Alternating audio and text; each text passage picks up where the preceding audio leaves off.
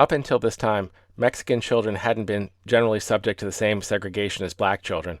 But starting in the 1940s, a number of school districts began creating what they claimed were very special language-separated schools. But in practice, they segregated Mexican children away from white children regardless of language.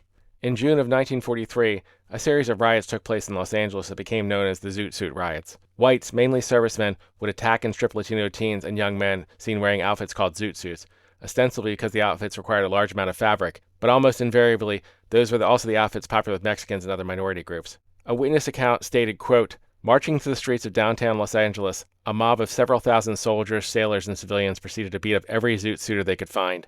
Pushing its way into the important motion picture theaters, the mob ordered the management to turn on the house lights, and then ran up and down the aisles, dragging Mexicans out of their seats. Streetcars were halted while Mexicans and some Filipinos and Negroes were jerked from their seats, pushed into the streets, and beaten with a sadistic frenzy." A week after the riots, Eleanor Roosevelt wrote, quote, "The question goes deeper than just suits.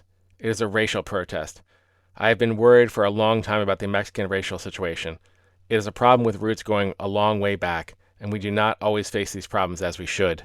History is awkward.